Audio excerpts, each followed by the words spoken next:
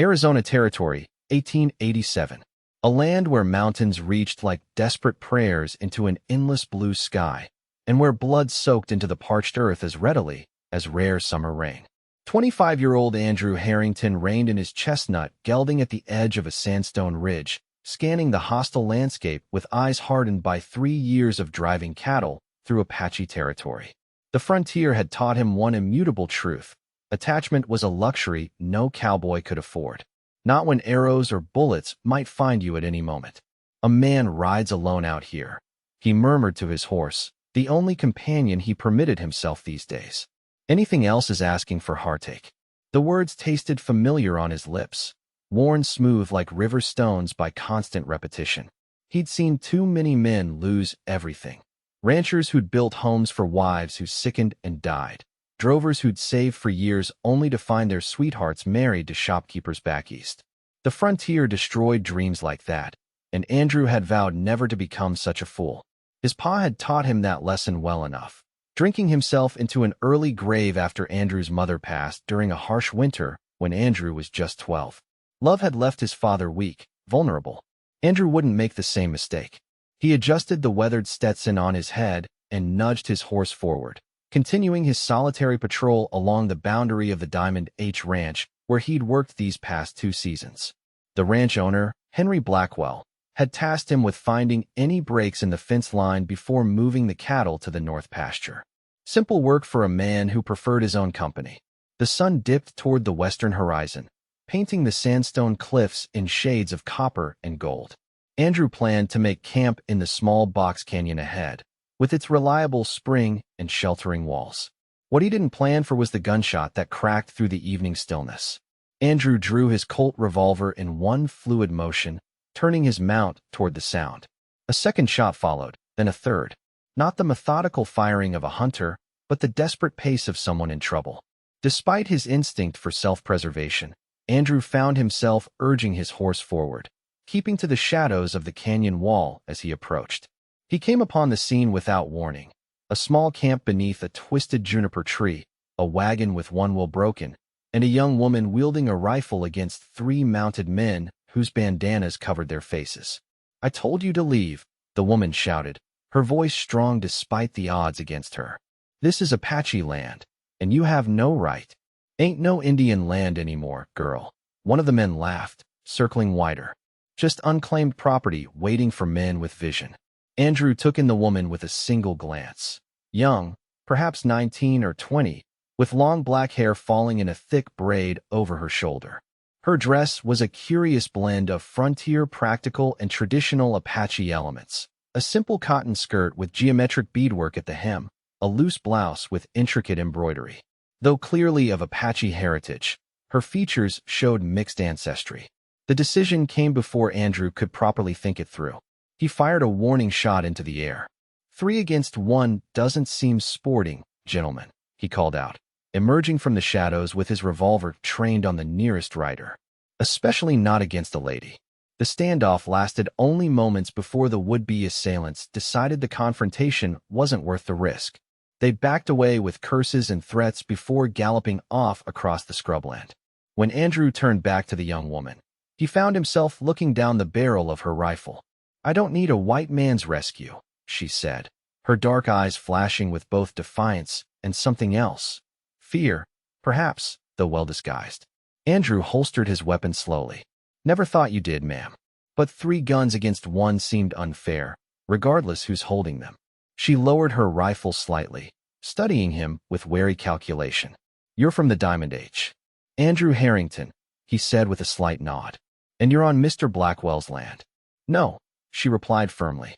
"Your boss purchased these lands from the government, but this canyon has belonged to my mother's people for generations. We have rights to pass through, recognized in the last treaty." The revelation surprised him.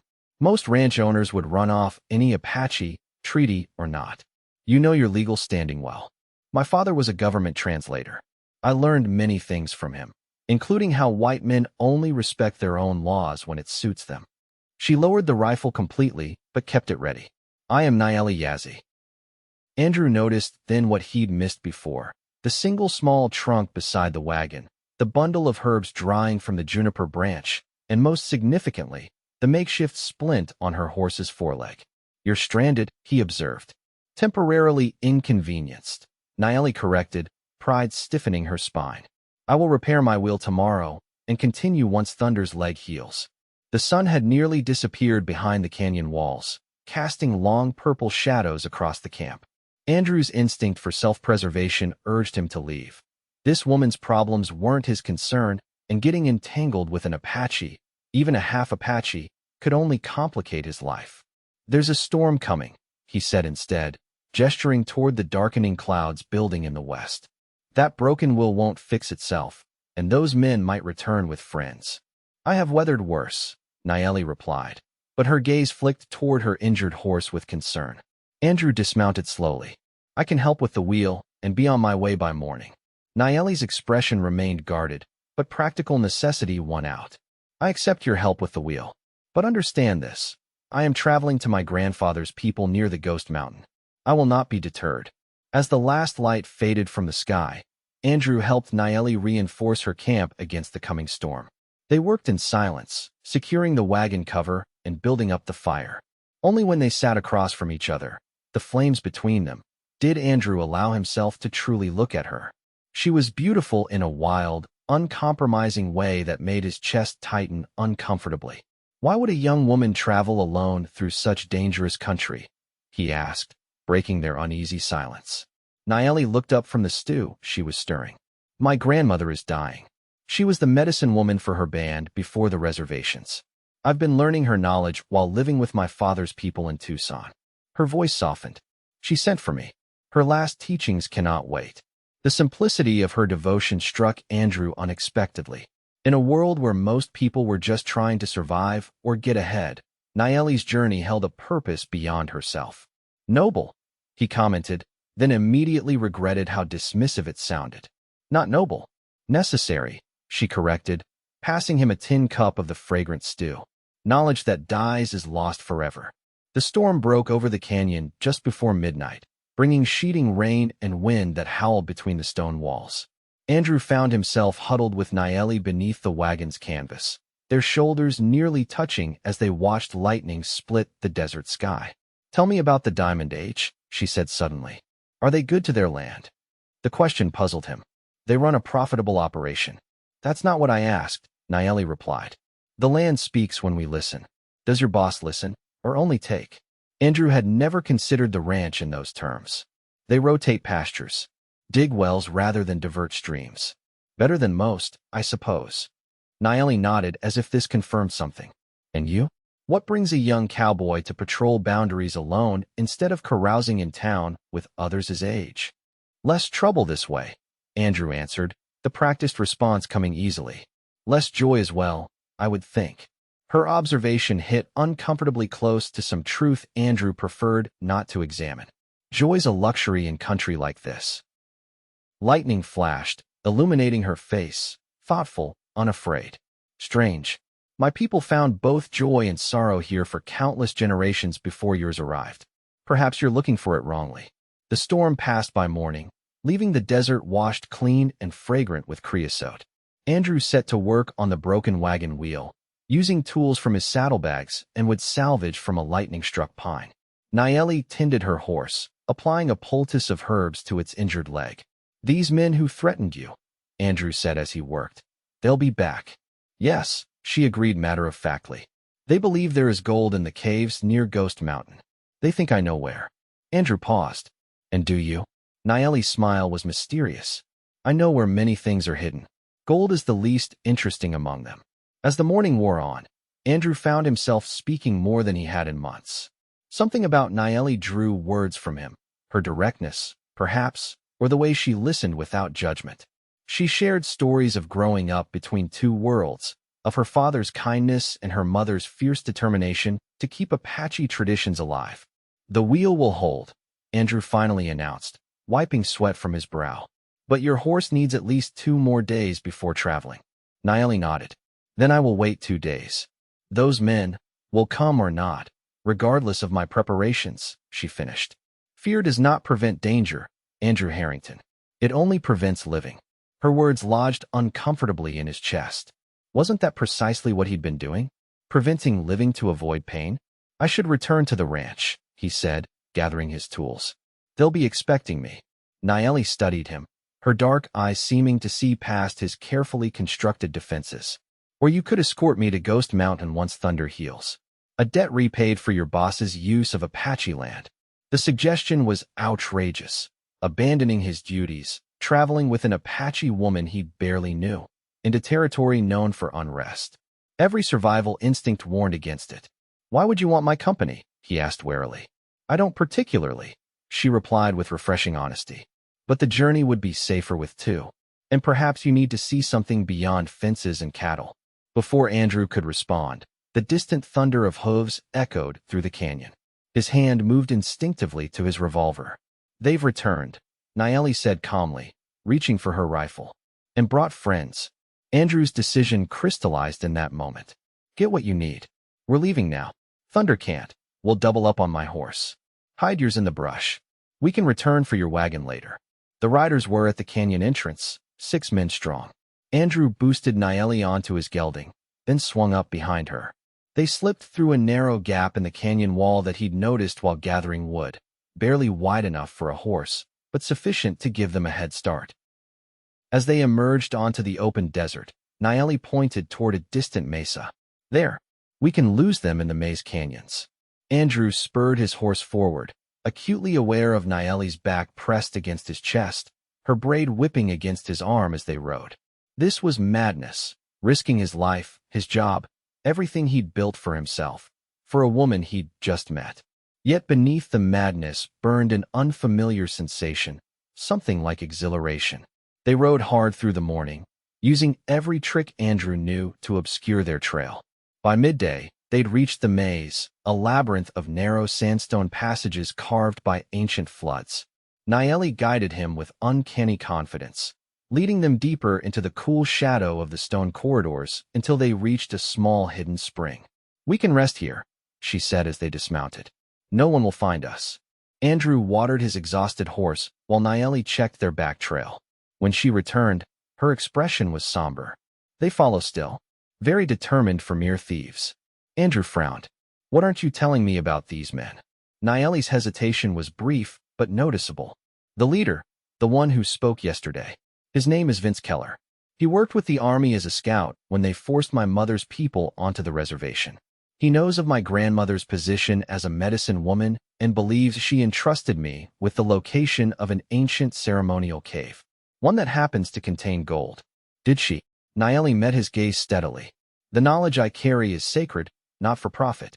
If I show you why we must reach Ghost Mountain, you must swear to keep what you see a secret. Andrew found himself nodding, though caution screamed against such a promise. I swear. Nayeli reached into the small leather pouch at her waist and withdrew a folded piece of buckskin. Carefully, she opened it to reveal a crude map drawn in faded ochre and charcoal. This shows the location of the 7 sacred springs that have sustained my people for generations, she explained. Springs unknown to white settlers. My grandmother is the last living elder who knows them all. Without this knowledge passing to the next generation, my people may one day find themselves without water, a death sentence in this land. Understanding dawned. Keller saw this map. Yes, when the army came, they took many things from my grandmother's dwelling. This map was among them. Keller recognized its value but misunderstood its meaning. He believes it leads to gold. I managed to take it back before leaving Tucson. Andrew stared at the simple drawing that had put both their lives in danger. So we're being pursued by a former army scout and his gang, who think you're leading them to gold, when you're actually preserving vital knowledge for your people's survival. That summarizes our situation, Nayeli agreed, a hint of amusement flickering across her face. Andrew ran a hand through his hair. I've gotten myself into quite a mess for a man who avoids complications. Yes, Nayeli said, studying him. Why did you? You could have ridden away this morning. The question struck at something fundamental Andrew wasn't ready to examine. Leaving a woman to face 6 armed men doesn't sit right, Apache or not. Noble, she echoed his earlier comment with the same dismissive tone he'd used. Not noble, he replied, surprising himself with a smile. Necessary. They rested through the hottest part of the day, taking turns keeping watch.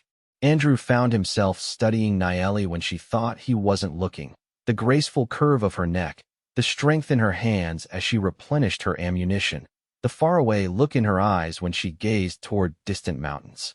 As evening approached, they continued their journey, moving cautiously through the deepening shadows. Nayeli rode behind him now, occasionally directing him with a touch on his shoulder or a whispered instruction. Each contact sent an unsettling awareness through Andrew's body, a reminder of how long he'd denied himself human connection. They made camp that night in a hidden alcove, with only a small, smokeless fire for warmth. The stars emerged in brilliant profusion, turning the desert night into a vault of scattered diamonds. My people say the stars are the campfires of those who have gone before us, Nayeli said softly, looking upward. They watch over travelers. Andrew followed her gaze. My mother used to point out constellations, said they were maps for those who were lost. Was she right? I wouldn't know, Andrew admitted. I stopped looking up a long time ago. Nayeli turned to him, her face softly illuminated by starlight. What happened to make a young man stop looking at the stars? The question breached defenses long maintained. Perhaps it was the strangeness of their situation or the intimacy of the desert night, but Andrew found himself speaking of things he'd told no one. My father was a dreamer. Followed gold strikes and cattle booms across 3 territories, dragging my mother and me along. She loved him enough to believe each new venture would be the one that brought prosperity. Andrew stared into the small fire. She died of fever in a mining camp when I was 12. No doctor for 50 miles. And your father? Stopped dreaming. Started drinking. Was gone within a year. Andrew's voice hardened. I learned then that dreams are luxuries, and attachment is a weakness. The only sure thing is what you can do with your own 2 hands, day to day. Nayeli was silent for a long moment. A hard lesson for a child. A necessary one. Perhaps, she conceded. Or perhaps incomplete. Before Andrew could ask what she meant, Nayeli reached out and took his hand. The unexpectedness of the gesture left him momentarily paralyzed. Feel my hand, she said simply. Is this weakness? This connection between 2 people who were strangers yesterday. Her palm was warm against his, calloused in different places than his own. The marks of different work, different struggles. Yet the touch anchored him in the present moment with startling clarity. I don't know, he admitted. That, she said with satisfaction, is a better answer than certainty. She released his hand, but something remained, a phantom sensation, a memory of warmth that lingered as they settled into their bedrolls beneath the desert stars. Morning brought renewed caution as they continued toward Ghost Mountain, now visible as a dark shape on the horizon. They traveled through stands of saguaro cactus and across bare rock when possible, leaving minimal tracks. By midday, they'd reached a shallow canyon with a trickle of water running through its center. We're being followed still, Andrew observed, noting distant dust on the horizon behind them. Yes, but we have gained ground, Nayeli replied. Another day will bring us to my grandfather's people. As they watered the horse, Andrew noticed Nayeli swaying slightly. Are you all right? Just tired, she said, but her complexion had taken on an ashen quality beneath its natural bronze. Andrew stepped closer, concerned. You're ill. It will pass, Nayeli insisted, but when she tried to remount, she stumbled. Andrew caught her before she fell, alarmed at the heat radiating from her skin. You're burning with fever. A minor inconvenience, she muttered, but allowed him to help her sit in the shade of a boulder. Andrew dampened his bandana in the stream and pressed it to her forehead. When did this start? Yesterday, perhaps. It doesn't matter. Nayeli attempted to rise again. We must continue. Not until your fever breaks, Andrew said firmly. We'll make camp here. They will catch us. Let them try.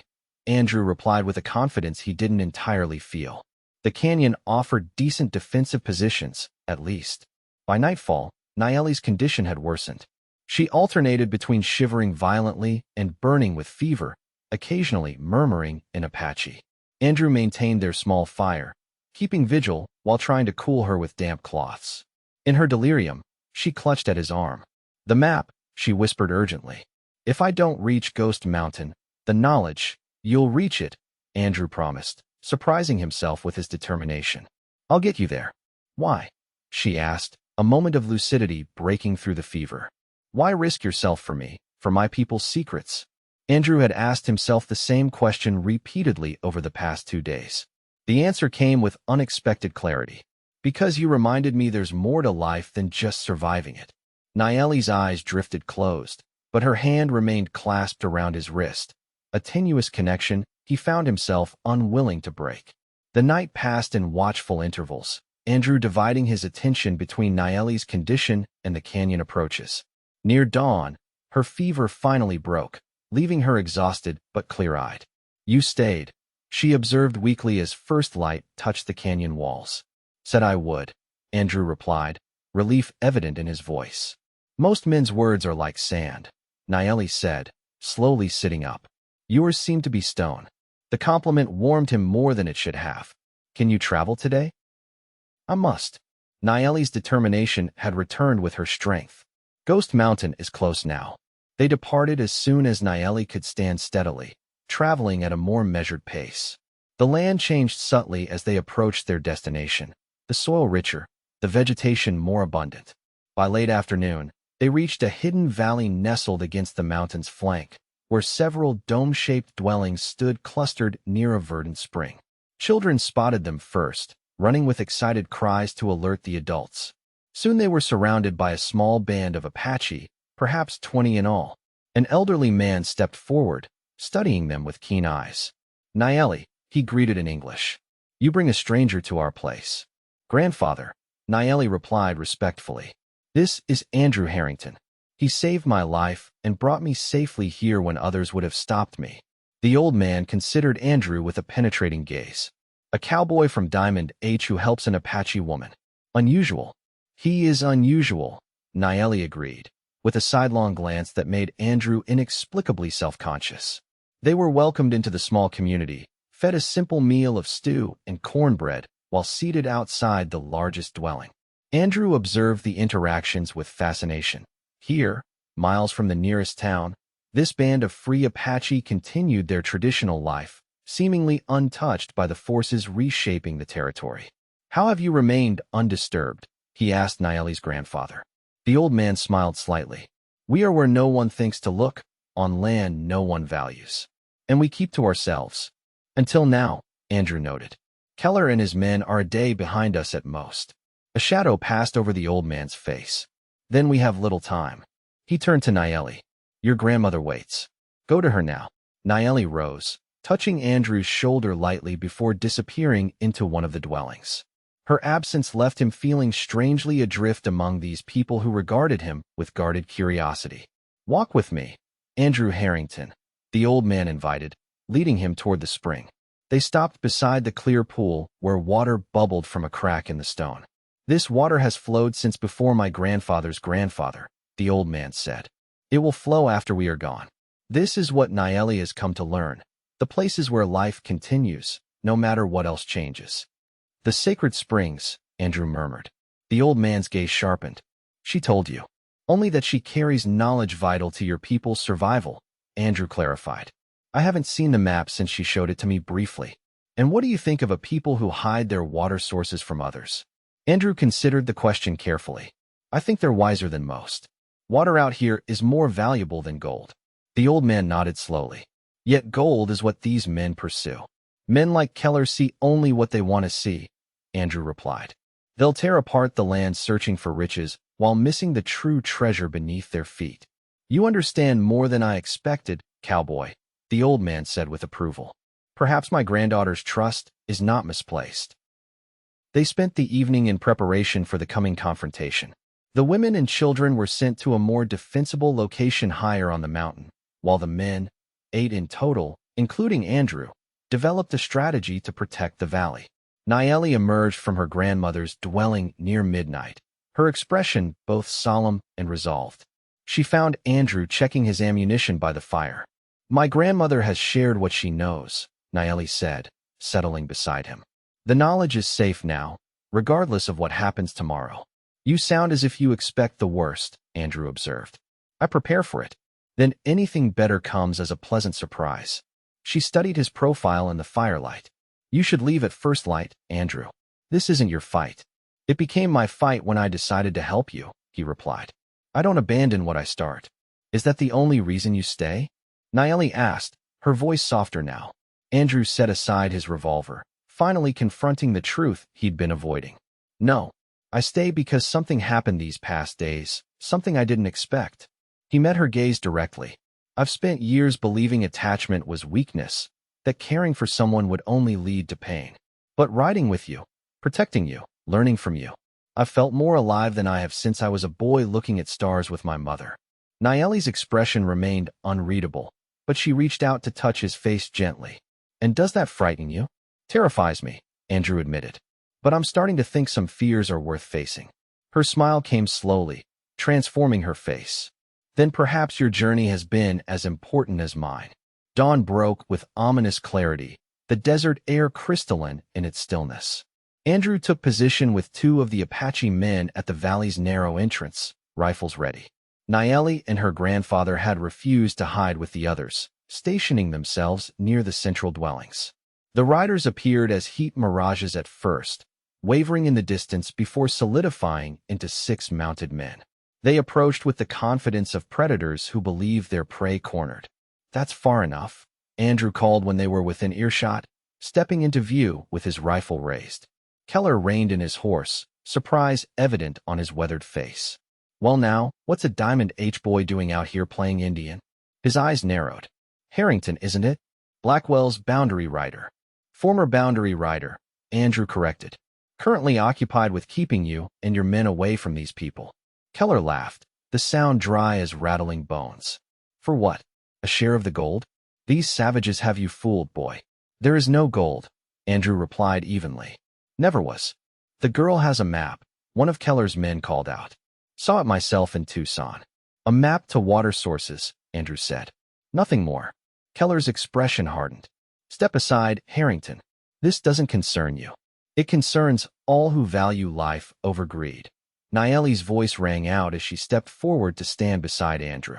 This land has sustained my people for generations. We will defend it. With what? Keller sneered, gesturing at the small band of defenders. A handful of old men and a confused cowboy? The standoff stretched taut as a bowstring. Andrew felt rather than saw the Apache men shifting into firing positions around the valley entrance. Last chance, Keller warned, his hand moving toward his holster. Give us the girl and the map, and the rest of you can live. No, Andrew said simply, raising his rifle to his shoulder. The first shot came from one of Keller's men. A nervous trigger finger or deliberate provocation, it made no difference as gunfire erupted from both sides. Andrew pulled Nayeli behind a boulder as bullets chipped stone around them. Stay down, he ordered, returning fire with careful precision. The battle was brief but devastating. 2 of Keller's men fell in the initial exchange, another wounded badly enough to retreat. The Apache suffered as well. One of the older men took a bullet to the shoulder, another to his leg. Keller and his remaining men had dismounted, taking cover behind rocks at the valley entrance. We can wait you out, Harrington, he called. Or burn you out. Your choice. Andrew checked his ammunition grimly. We need to end this before anyone else gets hurt. I agree, Nayeli said, her face set with determination. She pulled a small leather pouch from inside her dress. These herbs, when burned, they create a smoke that stings the eyes and clouds thinking. If we can get close enough. The plan formed quickly. While the Apache defenders maintained covering fire, Andrew and Nayeli would circle around through a hidden cleft in the rocks, approaching Keller's position from behind. They moved silently through the rough terrain, the sounds of sporadic gunfire covering their approach. When they reached position above and behind Keller's men, Nayeli prepared her mixture in a small clay pot, adding a smoldering ember. Ready? Andrew whispered, and at Nayeli's nod, he shouted to the defenders, Hold your fire. In the momentary silence, Nayeli dropped the smoking pot directly behind Keller's position. The effect was immediate. Acrid smoke billowed through the rocks, sending the men into fits of coughing and confusion. Andrew descended swiftly, disarming the blinded Keller with a swift blow from his rifle butt. The fight drained from the remaining men as they found themselves surrounded, eyes streaming from the caustic smoke. Within minutes, they were disarmed and bound. What now? Andrew asked as the small community regrouped. We take them to the territorial authorities, Nayeli's grandfather decided. with witnesses to their unprovoked attack. Keller spat on the ground. No one will take Indian testimony over white men's. Perhaps not, Andrew agreed. But they'll take the word of Henry Blackwell's foreman. And once I send a telegram about how you've been trespassing on Diamond H land and harassing our Apache neighbors, you'll find doors closing throughout the territory. Keller's expression darkened with the realization that his reputation and freedom hung in the balance. As the Apache men prepared to escort their prisoners to the nearest settlement, Andrew found himself standing with Nayeli beside the spring, uncertain what came next. I need to return to the Diamond H, he said finally. Explain my absence. And then, Nayeli asked. Andrew took a deep breath. And then I thought I might ride back to your canyon, help repair your wagon, escort you to Tucson, if you're headed that way. He paused. Unless you'd rather continue alone.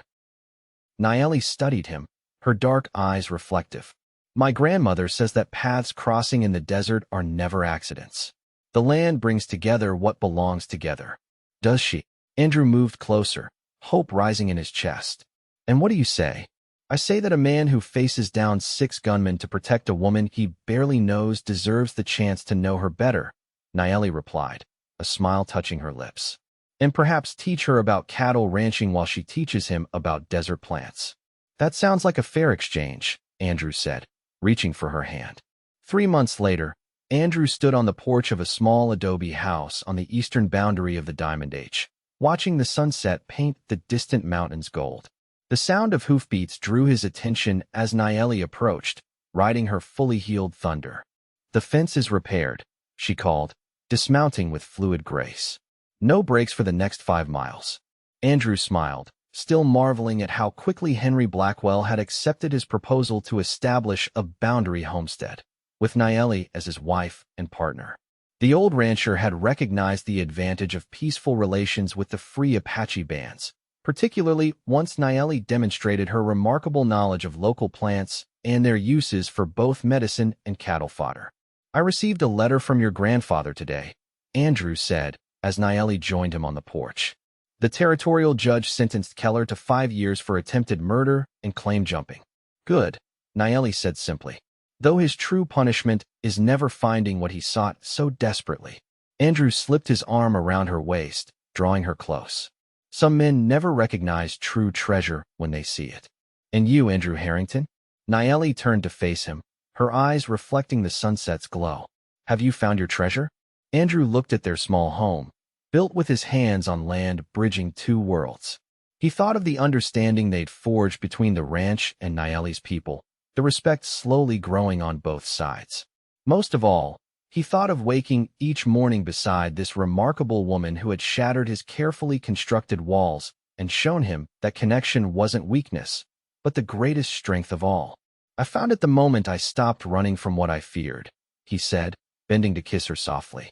And I intend to cherish it for all my days.